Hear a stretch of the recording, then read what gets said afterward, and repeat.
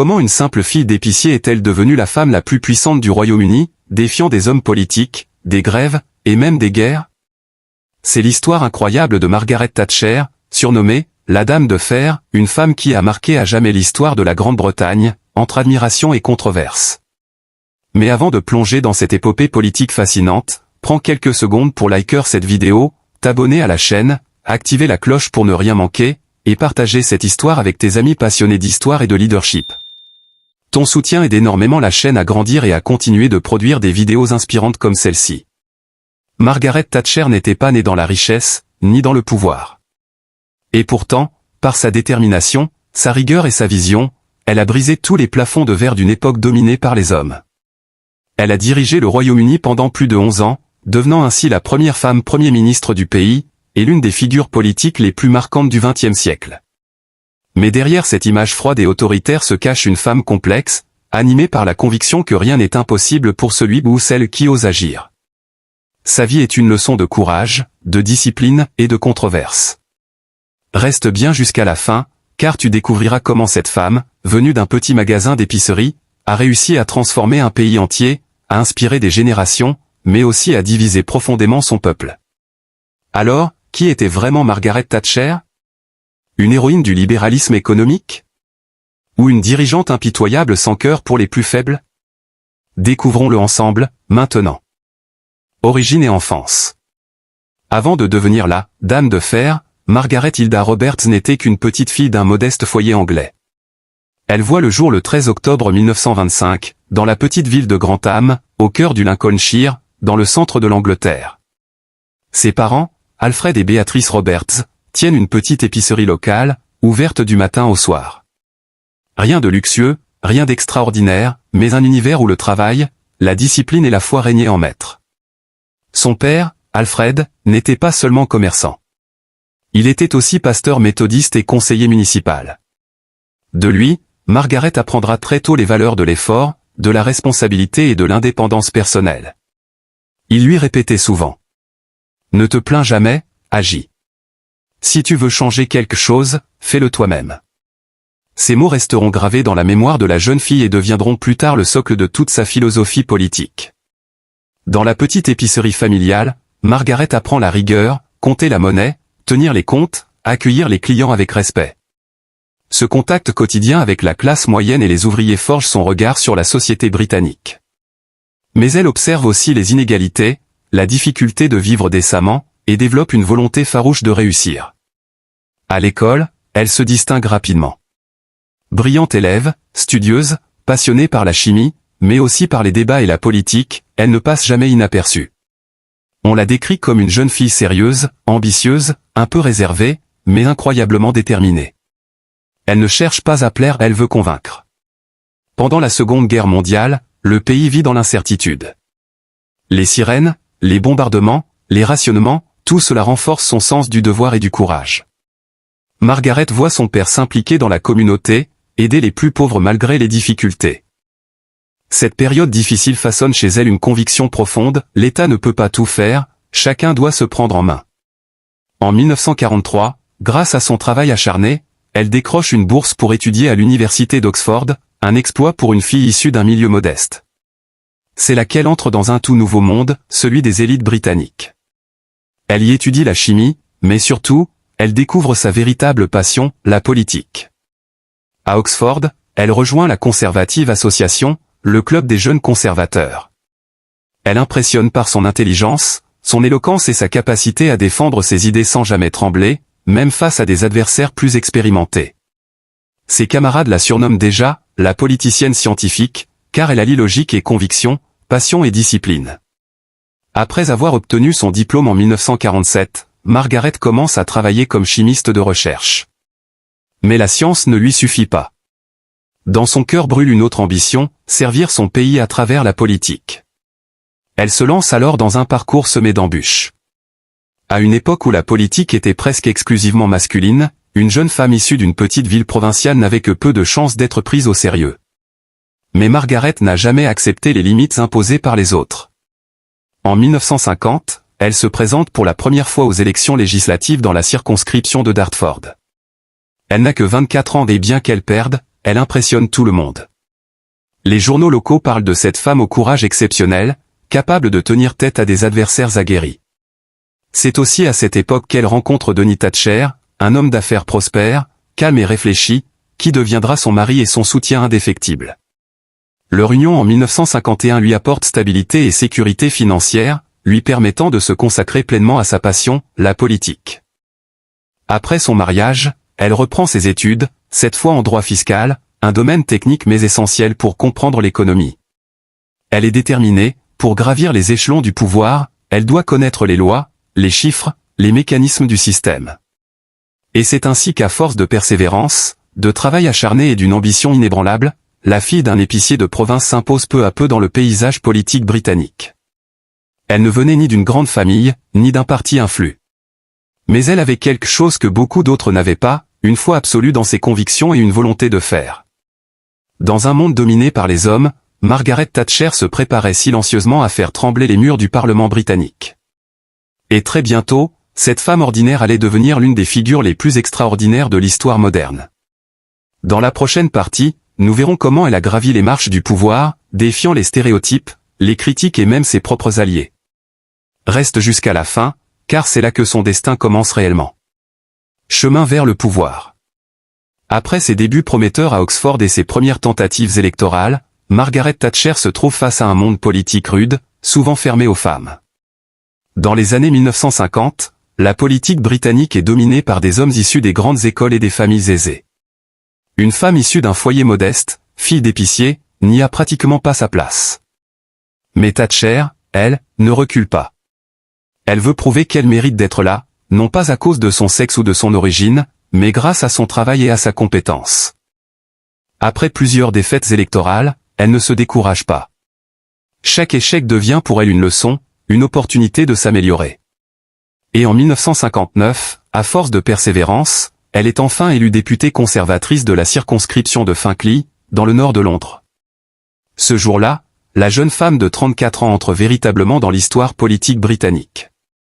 Dès son arrivée à la Chambre des communes, Margaret impressionne.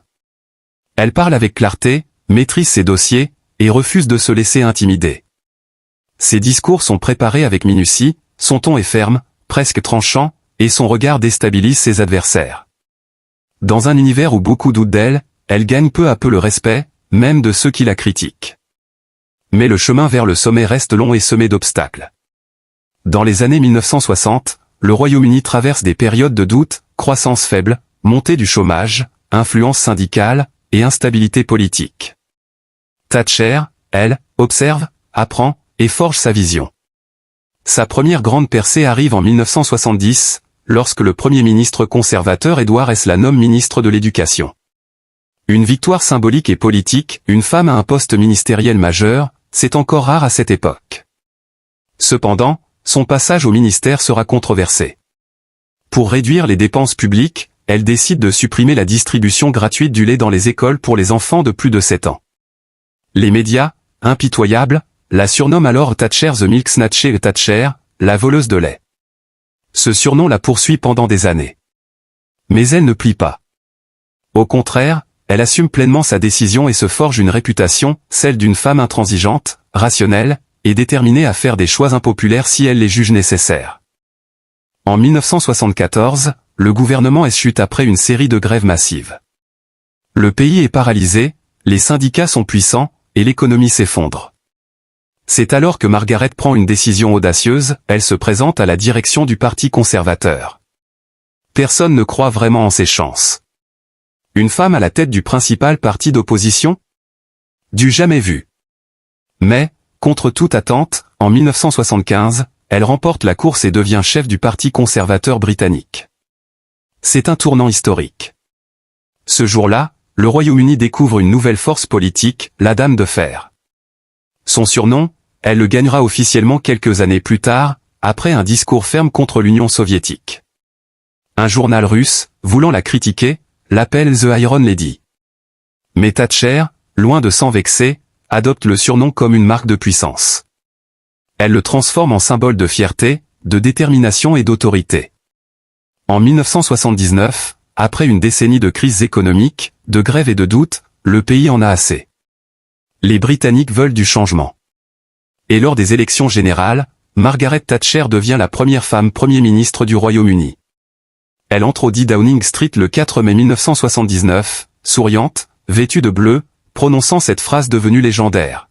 « Ô Seigneur, fais de moi un instrument de ta paix. » Mais derrière son sourire, une tempête se prépare. Le pays est en ruine, le chômage explose, l'inflation dévore les salaires, et les syndicats tiennent le gouvernement en otage. C'est dans ce contexte explosif que Margaret Thatcher va forger sa légende. Elle n'est plus seulement une politicienne, mais une réformatrice prête à transformer la société britannique de fond en comble, quitte à y laisser sa popularité. Grande action et décision. Lorsque Margaret Thatcher s'installe au 10 Downing Street en 1979, le Royaume-Uni est à genoux. L'économie vacille, les grèves se multiplient, et le moral du pays est au plus bas. Le chômage frôle des sommets, les usines ferment, et le peuple ne croit plus en rien. Beaucoup pensent que ce sera une autre courte expérience politique. Mais ils se trompent.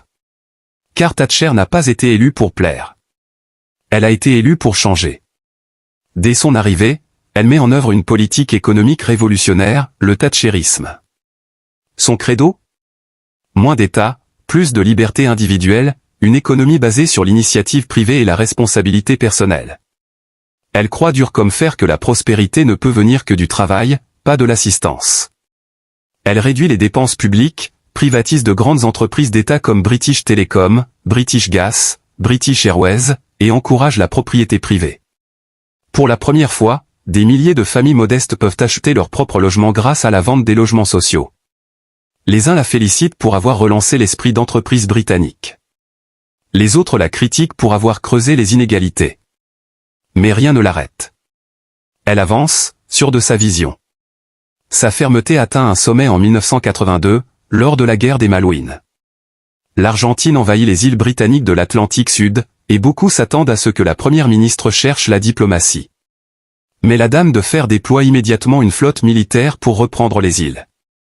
Contre toute attente, la Grande-Bretagne remporte la guerre. Cette victoire redonne à tout un pays une fierté nationale oubliée. Pour beaucoup, Thatcher devient alors une icône du courage et du patriotisme. Cependant, derrière cette réussite éclatante, le pays reste profondément divisé. Ses réformes économiques font mal.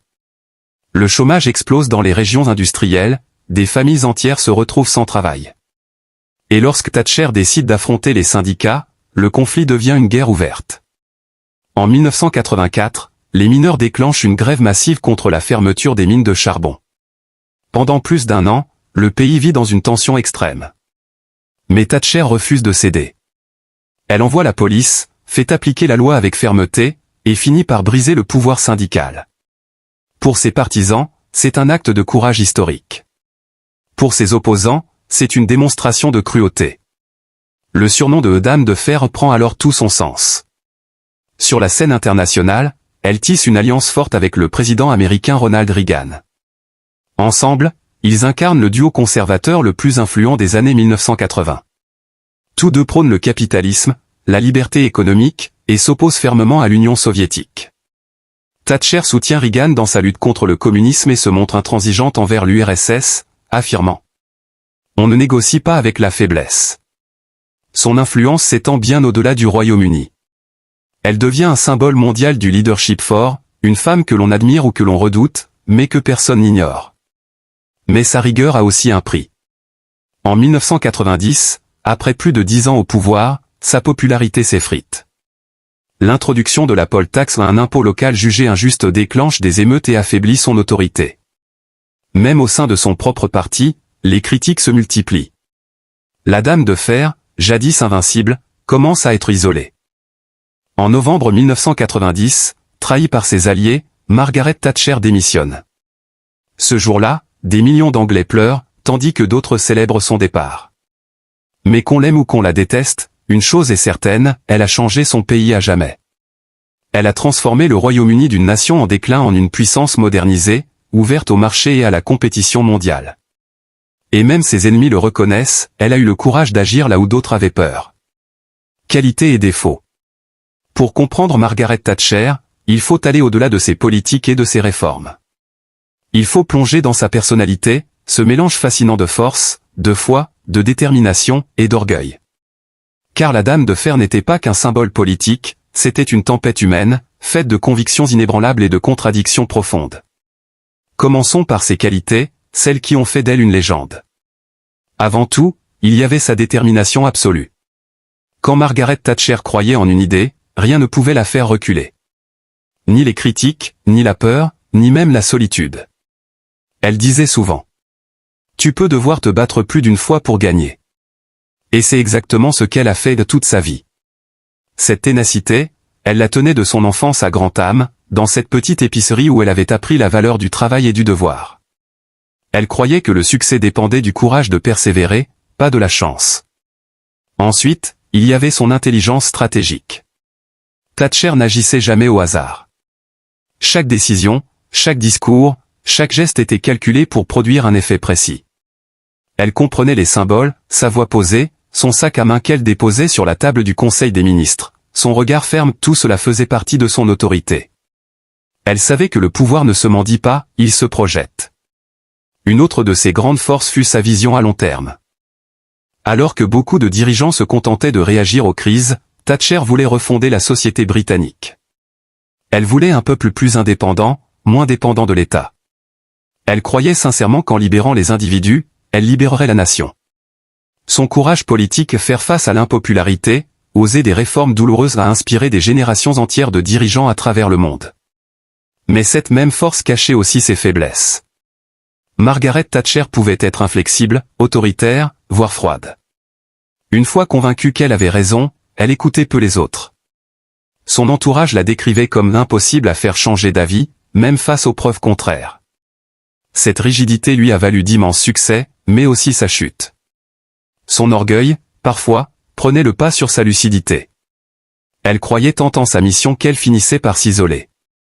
Vers la fin de son règne, plusieurs de ses ministres, épuisés par son autorité absolue, ont fini par se retourner contre elle. Ce n'est pas un adversaire extérieur qui l'a vaincue, ce sont ses propres alliés. Certains la critiquaient aussi pour son manque d'empathie. Sa conviction que chacun est responsable de sa propre vie sonnait durement dans les régions appauvries par la fermeture des mines et des usines. Pour elle, la société n'était pas une entité abstraite. Il n'existe pas de société, disait-elle, seulement des hommes et des femmes individuels, et leurs familles. Une phrase devenue célèbre, mais aussi l'une des plus controversées. Pour ses partisans, c'était une déclaration de liberté. Pour ses détracteurs, une justification du désengagement social. Malgré tout, on ne peut nier sa force morale. Elle ne trichait pas, ne changeait pas de discours selon le vent. Dans un monde politique souvent opportuniste, elle restait fidèle à elle-même, quoi qu'il en coûte. Thatcher était aussi profondément courageuse. Une femme seule dans un univers d'hommes puissants, critiquée, ridiculisée, caricaturée mais jamais vaincue. Elle a ouvert la voie à d'autres femmes dans la politique, prouvant qu'une femme pouvait gouverner avec autant sinon plus de fermeté qu'un homme. En somme, Margaret Thatcher fut une dirigeante entière. Brillante, dure, passionnée, orgueilleuse, mais toujours cohérente. Elle ne cherchait pas à être aimée. Elle cherchait à faire ce qu'elle croyait juste. Et qu'on la vénère ou qu'on la déteste, cette sincérité, cette force et cette constance forcent le respect. Héritage de Margaret Thatcher. Le 8 avril 2013, lorsque la nouvelle tombe, Margaret Thatcher est morte à l'âge de 87 ans. C'est tout un pays, et même le monde entier, qui s'arrête un instant. Les réactions sont immédiates, mais contrastées. Certains pleurent la perte d'une femme de conviction qui a redonné sa fierté au Royaume-Uni. D'autres se réjouissent de la disparition d'une dirigeante qu'ils jugent impitoyable. Mais qu'on l'aime ou qu'on la déteste, personne ne reste indifférent. Et c'est peut-être là, le signe des grands. Car Margaret Thatcher n'a pas seulement gouverné, elle a transformé en profondeur le Royaume-Uni. Son héritage le plus évident, c'est le thatcherisme, une philosophie politique et économique qui continue d'influencer le monde encore aujourd'hui. Elle a brisé le modèle d'un État omniprésent pour laisser plus de place à l'initiative individuelle, à la liberté d'entreprise, à la responsabilité personnelle. Grâce à elle, la Grande-Bretagne est passée d'une économie stagnante à une puissance compétitive et moderne, ouverte sur le monde. Ces réformes ont inspiré de nombreux pays, des gouvernements conservateurs, mais aussi certains sociodémocrates, ont repris ces idées pour moderniser leurs économies. Des leaders comme Ronald Reagan, Tony Blair, ou même Emmanuel Macron reconnaîtront, chacun à leur manière, l'impact durable de sa vision. Mais au-delà de l'économie, son héritage est aussi symbolique. Thatcher a prouvé qu'une femme pouvait gouverner un grand pays avec autorité, stratégie et vision. Dans les années 1980, voir une femme imposer sa voix, son style et ses décisions dans un univers d'hommes était révolutionnaire. Elle a ouvert la voie à toute une génération de femmes leaders, des politiciennes, des dirigeantes d'entreprises, des militantes. Thatcher, c'était la preuve vivante que le genre ne définit pas la capacité à diriger. Cependant, son héritage n'est pas que glorieux. Les conséquences sociales de ces politiques restent encore visibles aujourd'hui. En détruisant le pouvoir syndical et en privatisant massivement, elle a certes dynamisé l'économie, mais elle a aussi laissé derrière elle des fractures profondes, des régions entières appauvries, des inégalités accrues entre le nord industriel et le sud prospère de l'Angleterre. Certains l'accusent d'avoir cassé l'esprit collectif du pays. Et pourtant, même ses détracteurs reconnaissent une chose, elle croyait sincèrement en ce qu'elle faisait. Elle ne gouvernait pas pour plaire, mais pour transformer. Elle disait : « Je ne suis pas là pour gérer le déclin de la Grande-Bretagne, je suis là pour l'arrêter. » Et elle l'a fait. Sous son règne, le Royaume-Uni s'est affirmé sur la scène mondiale, redonnant confiance à un peuple qui doutait de lui-même. Elle a défendu la souveraineté britannique au sein de l'Europe, refusant toute forme de dépendance ou de compromis excessif. Son patriotisme, parfois jugé excessif, a pourtant ravivé un sentiment national fort. Même après son départ du pouvoir, son influence perdure.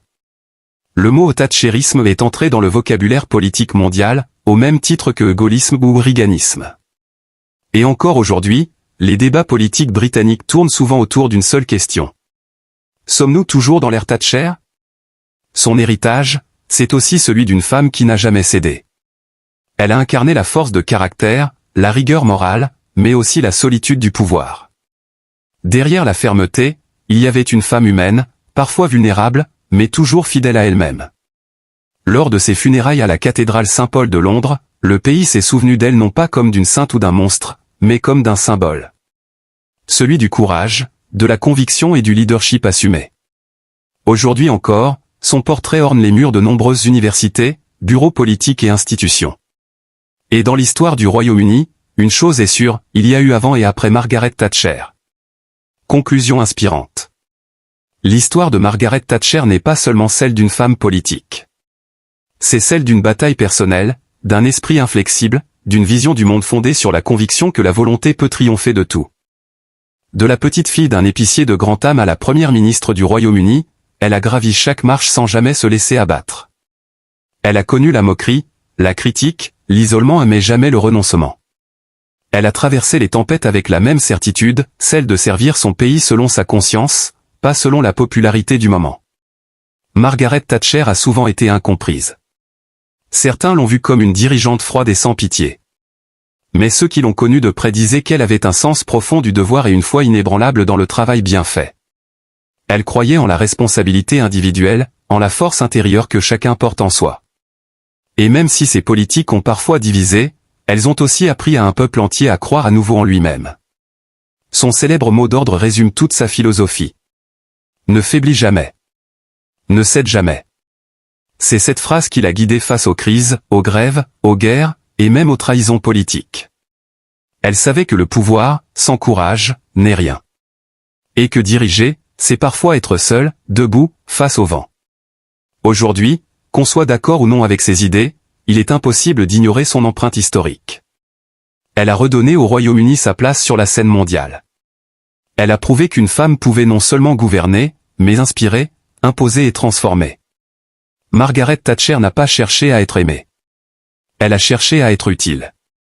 Et c'est sans doute pour cela qu'elle a marqué son époque plus profondément que beaucoup d'autres. Elle a fait du courage une arme politique. Elle a fait de la discipline une vertu nationale. Et elle a fait de la conviction personnelle un modèle de leadership. Son parcours nous rappelle une vérité universelle. Peu importe d'où l'on vient, ce qui compte, c'est où l'on veut aller. Peu importe les obstacles, la détermination finit toujours par triompher. Thatcher a montré qu'il est possible de venir d'un petit commerce de province et de finir à la tête d'une grande nation. Elle a montré que le genre, la naissance ou les critiques ne définissent pas notre destin, seule la volonté le fait.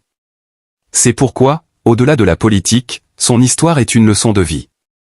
Elle enseigne le courage de penser différemment, la force de tenir bon face à la tempête, et la beauté d'agir selon sa conviction, même quand tout le monde s'y oppose. Aujourd'hui encore, ces mots résonnent comme un appel. Regardez-vous dans le miroir et demandez-vous, ai-je fait de mon mieux? Si oui, alors vous avez réussi. Et toi, que retiendras-tu de cette femme de fer? Sa froideur, ou sa force? Ses erreurs, ou son audace?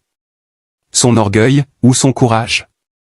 Parce qu'au fond, Margaret Thatcher nous pousse tous à réfléchir à une question essentielle. Sommes-nous prêts, nous aussi, à défendre nos convictions avec la même force? Merci d'avoir suivi cette vidéo jusqu'à la fin. Si tu as aimé cette histoire inspirante, like, abonne-toi, active la cloche et partage cette vidéo autour de toi pour que d'autres découvrent la puissance de cette femme légendaire. Et maintenant, dis-moi en commentaire.